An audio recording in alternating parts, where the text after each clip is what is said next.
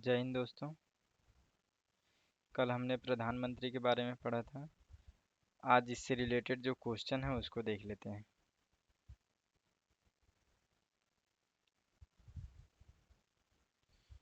देखिए, प्रधानमंत्री से रिलेटेड थोड़ा बहुत जो क्वेश्चन है उसको हम लोग थोड़ा समझते हैं, देखते हैं एक प्रधानमंत्री से रिलेटेड कैसा प्रश्न पूछा गया था। देखिए, इसमें पहला प्रश्न है, संसदीय शासन प्रणाली में वास्तविक कार्यपालिका शक्ति किसके पास होती है। ये एमपीपीसीएस 2016 में पूछा गया प्रश्न है। ठीक है। देखिए, ऑप्शन ए है संसद, बी है प्रधानमंत्री, सी है राष्ट्रपति, डी है नौकरशाही। तो क्या हो सकता है इसका आंसर। देखिए, दूसरा प्रश्न, निम्नलिखित में से कौन सा वक्तव्य सही है। भारत का प्रधानमंत्री ऑप्शन ए संसद के दोनों सदनों के सदस्यों में से अपने मंत्रियों का चयन करने के लिए स्वतंत्र है। बी है इस विषय में भारत के राष्ट्रपति के साथ उचित परामर्श करके अपने मंत्रिमंडल के सहयोगियों का चयन कर सकता है। ऑप्शन सी है अपने मंत्रिमंडल में मंत्रियों के रूप में काम करने के लिए व्यक्तियों का चयन करने के लिए पूर्णतः विवेक का प्रयोग करता है। ऑप्शन डी है अपने मंत्रिमंडल के सहयोगियों का चयन करने में सीमित शक्तियां रखता है क्योंकि विवेक प्रयोग की शक्तियां भारत के राष्ट्रपति में निहित है। देखिए, ये आईएएस 1996 में पूछा गया प्रश्न है। ठीक है। तो इसमें क्या थोड़ा सा अंडरस्टैंडिंग की ज़रूरत पड़ती है, इसलिए आप इसको थोड़ा सा मैं इसको बता देता हूँ। देखिए, पहला ऑप्शन है संसद के दोनों सदनों के सदस्यों में से अपने मंत्रियों का चयन करने के लिए स्वतंत्र है। ये तो एकदम नॉर्मल है। ठीक है। देखिए, बी देखते हैं, इस विषय में भारत के राष्ट्रपति के साथ उचित परामर्श करके अपने मंत्रिमंडल के सहयोगियों का चयन कर सकता है। देखिए, जो अंडरस्टैंडिंग वाले क्वेश्चन होते हैं उसमें थोड़ा सा क्या करता है कि क्रिटिकल कर देता है। जैसे इसमें देखिए क्या है कि ये नॉर्मली आप यहाँ तक तो सही पढ़ रहे हैं, लेकिन जैसे ही फोकस नहीं किए और आप आगे पढ़ेंगे कि अपने मंत्रिमंडल के सहयोगियों का चयन कर सकता है, मंत्रिमंडल के जो सहयोगी होंगे उनका चयन कर सकता है, ये कह रहे हैं। तो इस तरीके से तो ये आंसर नहीं हो सकता। ठीक है। तो ये बी को हटा देंगे। तीसरा देखिए, अपने मंत्रिमंडल में मंत्री के रूप में काम करने के लिए व्यक्तियों का चयन करने में पूर्णतः विवेक का प्रयोग कर सकता है, यानी कि करता है। पूर्णतः विवेक तो ऐसा नहीं है, पूर्णतः विवेक का है नहीं। ठीक है। राष्ट्रपति करते हैं।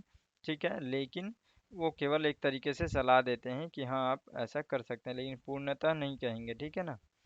तो ये आप ध्यान में रखेंगे। उसके बाद से देखिए ऑप्शन डी, अपने मंत्रिमंडल के सहयोगियों का चयन करने में सीमित शक्तियाँ रखता है। ठीक है। देखिए, यहाँ पे सीमित, यहाँ पे पूर्णतः, तो इस तरीके का जो शब्द होता है वो समझ लीजिए कि सही नहीं होता है। तो ये भी ऑप्शन आपका नहीं होगा। देखिए, ये जो पहला ऑप्शन देखिए, संसद के दोनों सदनों के सदस्यों में से अपने मंत्रियों का चयन करने के लिए स्वतंत्र है, तो ये एकदम सही है। ठीक है। ऑप्शन ए इसका सही आंसर होगा। अगला प्रश्न देखते हैं, भारत के प्रधानमंत्री का पद के लिए उम्मीदवार की कम से कम कितनी उम्र होनी चाहिए। ये आरआरबी 2004 में पूछा गया था, और ये उत्तर प्रदेश पुलिस ये एसआई में 2009 में पूछा गया प्रश्न है। देखिए, इसका ऑप्शन ए है 30 वर्ष, ऑप्शन बी है 25 वर्ष, ऑप्शन सी है 35 वर्ष, ऑप्शन डी है 40 वर्ष। ठीक है। देखिए, जो सदन का सदस्य बन सकता है वही योग्यता इसमें भी है, तो आप बताइएगा इसका क्या आंसर हो सकता है। उसके बाद से देखते हैं अगला प्रश्न, भारत के प्रधानमंत्री ऑप्शन ए राष्ट्रपति द्वारा चुने जाते हैं, बी राज्यों के मुख्यमंत्री द्वारा चुने जाते हैं, सी लोकसभा में बहुमत दल के नेता होते हैं, सी चुने नहीं जाते बल्कि वंशागत होते हैं। ये आरआरबी 2003 में पूछा गया प्रश्न है, तो इसको अच्छे समझिएगा क्या इसका आंसर हो सकता है। तो इस तरीके से प्रश्न पूछा जाता है, ठीक है।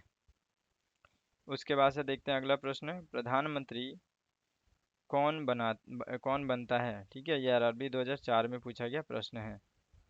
देखिए ऑप्शन ए है लोकसभा में बहुमत दल का नेता, बी है सर्वाधिक उम्र का सांसद, सी है सर्वाधिक मत प्राप्त करने वाला सांसद, और डी है राष्ट्रपति जिसे बनाना उचित समझे।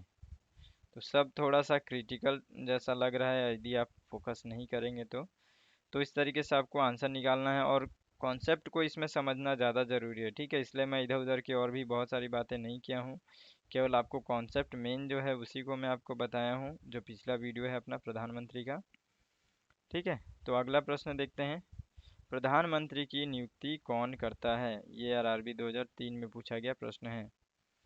ऑप्शन ए राष्ट्रपति, बी लोकसभा अध्यक्ष, सी राज्यसभा का सभापति, डी उपराष्ट्रपति। तो इसका आंसर क्या हो सकता है। तो देखिए इसमें ज़्यादा क्वेश्चन नहीं था, हम लोगों को बस ये समझना है कि इस टॉपिक से कैसा प्रश्न पूछा जा रहा है, तो इसलिए हम लोग के लिए इतना भी क्वेश्चन पर्याप्त है, ठीक है। अगले वीडियो में हम लोग फिर अगला चैप्टर देखेंगे, ठीक है। तब तक के लिए जय हिंद।